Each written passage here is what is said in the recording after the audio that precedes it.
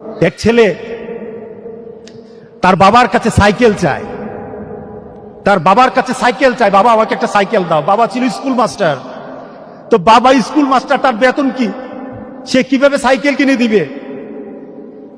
কিনে দেয় না। ছেলেও নাসুর বান্দা, সাইকেল চাই কিনে দেয় না, সাইকেল চাই কিনে দেয় না।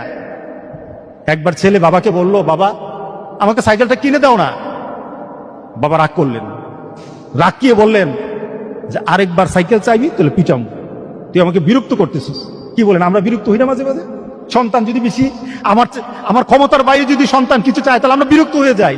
আরেকবার চাইবি তাহলে পিটা দেবো, তাহলে মাইর দেবো তোকে, তুই আমাকে বিরক্ত করতেছিস। সন্তান বারবার চাওয়ার কারণে বাবা বিরক্ত হয়ে গেল। সন্তান কিন্তু রাসূল বন্ধা। সন্তান বাবার দিকে তাকিয়ে করুণ সুরে কাঁদতে কাঁদতে বলো, বাবা তুমি তো মারবা, তুমি ছাড়া আমি কার কাছে চাইবো বলো? তুমি ছাড়া তো আমার আর চাওয়ার জায়গা নাই। তুমি আমার আব্বা, এছাড়া আমি কার কাছে চাইবো? দেওয়ার ক্ষমতাও যদি তোমার থাকে তোমার কাছে চাইবো, না চাইলে যেটাও তোমার কাছে চাইবো। আমি কার কাছে চাইবো বলো?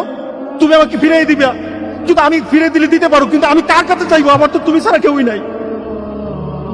বাবার সাথে সাথে ছেলেটাকে বুকের মধ্যে আঁকড়িয়ে ধরলেন।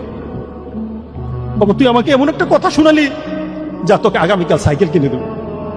সুবহানাল্লাহ, সুবহানাল্লাহ। তার মানে কি, ছেলে তার বাবার হৃদয়ে টাচ করেছে। তার কথার মধ্যে আবেগ ছিল, ভালোবাসা ছিল, নিবেদন ছিল যে বাবা তুমি না দিতে পারো, কিন্তু আমার তো তুমি ছাড়া কেউই নাই। তুমি না আমাকে ফিরিয়ে দিতে পারো, কিন্তু আমার চাওয়ার জায়গা তোমার ছাড়া আর তো কেউই নাই, আমি তোমার কাছেই তো চাইবো। আমরা যদি মাবুদের দরবারে, আল্লাহর দরবারে এভাবে চাইতে পারতাম, যেই মাবুদ দিতেই পারে, দিতেই পারে, দিতেই পারে, একমাত্র যিনি দিতেই পারে, তার কাছে ওই আবেগ দিয়ে যদি চাইতে পারতাম, কোনদিন কোন জিনিস আমাদেরকে ফিরিয়ে দিতেন না।